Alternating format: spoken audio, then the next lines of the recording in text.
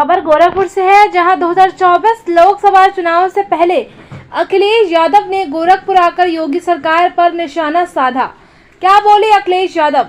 Samajwadi party के राष्ट्रीय अध्यक्ष एवं पूर्व मुख्यमंत्री अखिलेश यादव ने बीजेपी सरकार पर तंज कसते हुए कहा, बीजेपी के नेता जब किसी मामले में फंसते हैं तो योगी जी के बुलडोजर की चाबी गायब हो जाती है। समाजवादी पार्टी के मुखिया व पूर्व सीएम अखिलेश यादव शनिवार को गोरखपुर दौरे पर थे। इस दौरान उन्होंने सहजनता में आयोजित महारैली को संबोधित करते हुए कहा कि इस सरकार में सभी वर्ग के लोग पूरी तरीके से परेशान हैं, महंगाई चरम पर है। बीजेपी के नेता जब किसी मामले में फंसाते हैं तो योगी के बुलडोजर की चाबी गायब हो जाती है। 2024 लोकसभा चुनाव से पहले अखिलेश यादव की ये रैली काफी महत्वपूर्ण मानी जा रही है। सपा सुप्रीमो में गोरखपुर से ही बिहार के सीमावर्ती क्षेत्रों में रहने वाले लोगों को भी साधने का प्रयास किया। सहजनवा क्षेत्र के भीटी रावत स्थित शारदा प्रसाद रावत महाविद्यालय में वो पहुंचे थे। उन्होंने रेशमा रावत की प्रतिमा का अनावरण और कर्पूरी ठाकुर सामाजिक न्याय महारैली को संबोधित किया। महारैली को संबोधित करते हुए अखिलेश यादव ने कहा कि नई समाज के लोगों का समाज के उत्थान में महत्वपूर्ण योगदान है। इनके योगदान को हमेशा याद रखा जाएगा।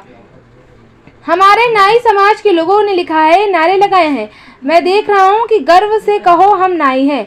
हमारे समाजवादी साथी इनको जोड़ते हुए कहेंगे गर्व से कि हमारे ये भाई हैं। अखिलेश यादव ने आमजन से अपील करते हुए कहा कि समाजवादी पार्टी ही आमजन की पार्टी है। ये गरीबों व जरूरतमंदों के हितों के लिए हमेशा से कार्य कर रही है। आइए सुनते हैं समाजवादी पार्टी के राष्ट्रीय अध्यक्ष अखिलेश यादव के कुछ बयान। संवाददाता प्रिंस श्रीवास्तव के साथ।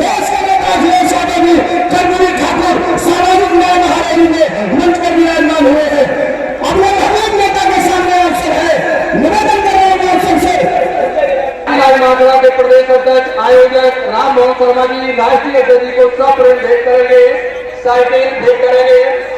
माननीय यश पाल रावत जी पूर्व विधायक राष्ट्रीय अध्यक्ष को भारी मुकुट और गदा देकर सम्मानित करेंगे। माननीय यश पाल रावत जी पूर्व विधायक, माननीय यश पाल रावत जी पूर्व विधायक गदा देकर सम्मानित देने का काम करेंगे।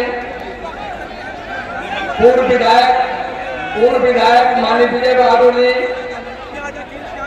पूर्व विधायक विजय बहादुर जी हमारे राष्ट्रीय न्याय महासभा के आखिरकार रहते हैं तो कानून व्यवस्था कौन देख रहा है? क्या मुख्यमंत्री की जिम्मेदारी नहीं बनती कि यहाँ की कानून व्यवस्था कौन देखेगा? और बगल में जो घटना हुई थी जिसका राजनीतिक लाभ लेना चाहते थे, लेकिन जनता को मैं धन्यवाद देता हूँ, हर वर्ग की जनता को जिसने संयम रखा। देवरिया की घटना से बीजेपी के लोग लाभ लेना चाहते थे, राजनीतिक लाभ उठाना चाहते थे, लेकिन मैं धन्यवाद देता हूँ जनता का किस संयम से उन्होंने बात को समझा, भारतीय जनता पार्टी की चतुराई को समझा और कहीं भी माहौल खराब नहीं हुआ। हमें उम्मीद है सरकार मदद में भी भेदभाव नहीं करेगी। ये चुपचाप भी जो मदद कर रही है सरकार, इनको इस तरह की मदद नहीं करनी चाहिए। अगर किसी के साथ घटना हुई है, मदद में भेदभाव सरकार न करे, सबकी मदद करे। और जो व्यवस्थाएं बनानी थी सरकार को, स्वास्थ्य सेवाएं ठप हो गई। कोई गरीब इलाज कराने जाएगा तो इलाज नहीं मिल रहा और अभी तक बीजेपी ने कोई भी एक जिला अस्पताल नहीं बनवाया जहां पर गरीब का इलाज हो सके। कहने को तो बड़ी बड़ी बिल्डिंगें हैं, लेकिन क्या उनमें इलाज हो पा रहा है?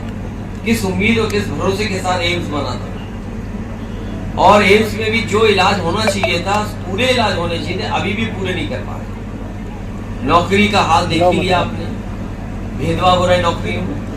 यूनिवर्सिटी कॉलेजेस में जिस पैमाने पर पढ़ाई लिखाई होनी चाहिए वो ठप है। आज अगर हमें समय के हिसाब से जो कोर्सेज हों, जिस तरह की वातावरण वो सम्मेलन करेंगी है। आपको तो पता होगा कि जब मुख्यमंत्री जी यहाँ मिले थे मुसर जाति के लोगों से, पता उन्हें नहलाया गया, उन्हें साबुन दिया गया, शैम्पू दिया गया, तब मुख्यमंत्री जी मिले थे।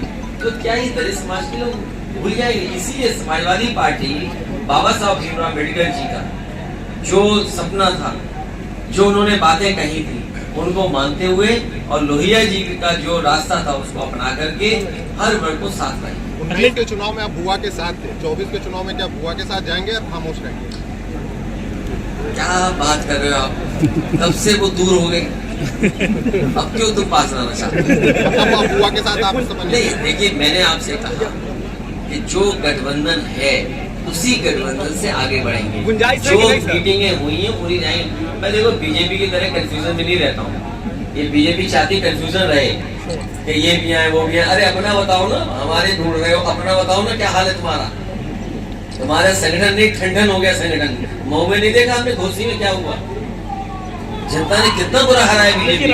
अभी तक जीत से एडमिशन ही नहीं लिया। 10,000 ऐसे प्राइमरी स्कूल है जहाँ पर एडमिशन ही लिया बच्चों ने। तो सोचिए उत्तर प्रदेश कहाँ जा रहा है। बिजली कितनी महंगी है, सड़कों का हाल आप देख लीजिए। ये गोरखपुर एक्सप्रेस वे कम बनना था, बताइए 90 किलोमीटर 6,000 करोड़ का बनेगा।